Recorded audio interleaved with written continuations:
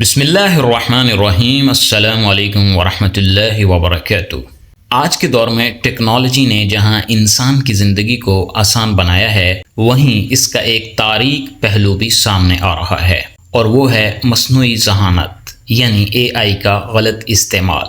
آج ہم بات کریں گے ایک ایسے سنگین معاملے کی جس نے پاکستان کی ایک بڑی علمی شخصیت جناب مفتی محمد تقی عثمانی صاحب کو بھی نشانہ بنایا ہے۔ ویڈیو کے آخر تک ضرور دیکھیں کیونکہ یہ معاملہ آپ سب کی حفاظت سے جڑا ہوا ہے۔ مصنوعی ذہانت یعنی AI نے میڈیکل تعلیم، کاروبار اور روزمرہ کی زندگی میں بے شمار سہولتیں دی ہیں۔ چند سیکنڈ میں معلومات ملنا، تصاویر اور ویڈیوز بنانا، ترجمہ کرنا، یہ سب اسی ٹیکنالوجی کی بدولت ممکن ہوا ہے۔ لیکن جس طرح ہر نعمت کے ساتھ آزمائش جڑی ہوتی ہے، اسی طرح AI کے ساتھ بھی ایک بہت بڑا خطرہ جڑا ہوا ہے، اور وہ ہے جعلی مواد کی تیاری۔ آج کوئی بھی عام شخص چند کلکس میں کسی کی جعلی تصویر، جعلی آواز یا جعلی ویڈیو بنا سکتا ہے۔ یہ ٹیکنالوجی اتنی عام اور آسان ہو چکی ہے کہ اس کا غلط استعمال روکنا انتہائی مشکل ہو گیا ہے۔ یہی وجہ ہے کہ آج کل ہمیں مسلسل ایسی خبریں سننے کو مل رہی ہیں جہاں معروف علماء،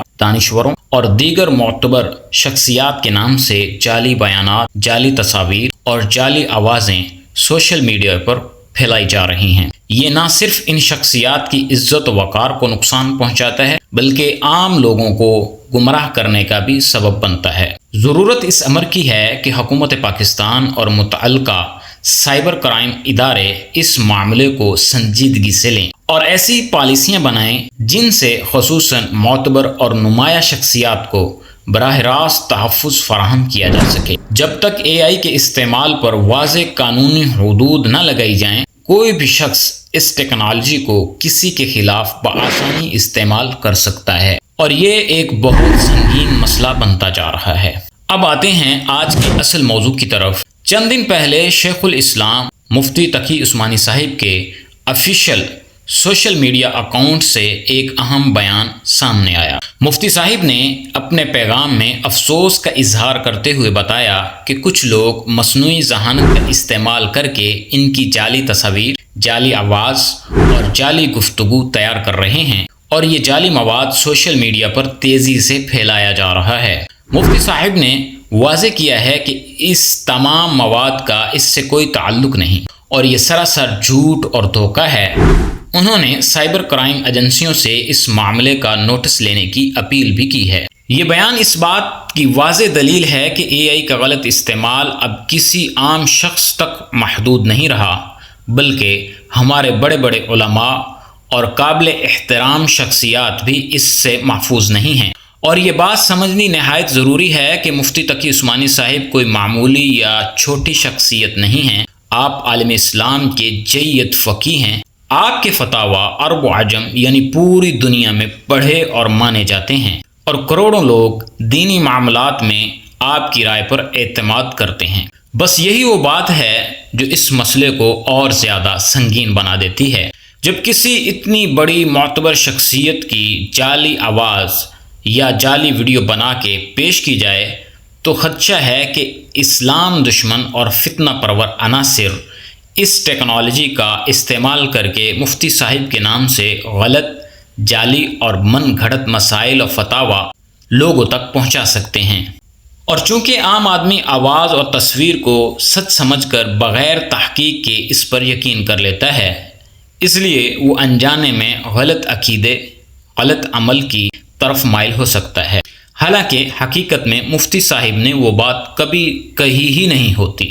اب سوال یہ پیدا ہوتا ہے کہ ہم جو مفتی تقی عثمانی صاحب کا احترام کرنے والے اور ان کے مسلک سے محبت رکھنے والے ہیں، اس فتنے سے اپنے آپ کو کیسے محفوظ رکھیں؟ اس کے لیے چند اہم باتوں کا خیال رکھنا بہت ضروری ہے۔ پہلی بات، کسی بھی آڈیو یا ویڈیو کو محض اس لیے سچ نہ مانیں کہ اس میں آواز یا چہرہ مفتی صاحب سے ملتا جلتا ہے۔ آج کی ٹیکنالوجی میں یہ کام سیکنڈوں میں ممکن ہے، اس لیے آواز اور تصویر پر آنکھ بند کر کے یقین کرنا اب دانش مندی نہیں رہا۔ دوسری بات، کوئی بھی دینی رائے یا فتویٰ صرف اسی صورت میں معتبر سمجھیں جب وہ مفتی صاحب کے آفیشیل اور تصدیق شدہ ذرائع سے سامنے آئے، یعنی ان کا official website, official social media account, Darul Uloom Karachi کا ادارہ یا ان کے قریبی معتمد شاگرد اور اہل خانہ۔ تیسری بات، اگر کوئی مواد مشکوک لگے، خاص طور پر ایسا مواد جس میں فرقہ واریت، سیاسی اشتعال انگیزی یا دیگر مکاتب فکر کے خلاف نفرت انگیزی ہو، تو فوراً چکنا ہو جائیں، کیونکہ یہی وہ حربہ ہے جو فتنہ پرور عناصر امت مسلمہ میں انتشار پھیلانے کے لیے استعمال کرتے ہیں۔ چوتھی بات یہ ہے، کسی بھی مشکوک مواد کو آگے شیئر کرنے سے پہلے خود تحقیق کریں یا کسی معتبر عالم دین سے رجوع کریں۔ اندھا دھند یقین، جلد بازی میں شیئر کرنا خود ہمیں غلط معلومات پھیلانے کا سبب بنا دیتا ہے۔ پانچویں بات، ایسا مواد دیکھ کر خاموش نہ بیٹھیں، اسے رپورٹ کریں اور ممکن ہو تو دیگر مسلمان بھائیوں کو بھی اس فتنے سے آگاہ کریں تاکہ گمراہی کا یہ سلسلہ روکا جا سکے۔ دوستو، اس واقعے سے ہمیں یہ سبق ملتا ہے، سوشل میڈیا پر کوئی بھی ویڈیو، آواز یا بیان دیکھ کر فوراً یقین نہ کریں، خاص طور پر جب دینی مسائل فتاویٰ کی ہو۔ پہلے تصدیق کریں، تحقیق کریں اور پھر کسی بات پر عمل کریں۔ دوستو، اگر آپ کو یہ معلوماتی ویڈیو اچھی لگی ہو تو اس سے لائک، شیئر اور ہمارے چینل کو سبسکرائب ضرور کریں تاکہ ہم اسی طرح اہم موضوعات پر آپ تک درست اور مستند معلومات پہنچاتے رہیں۔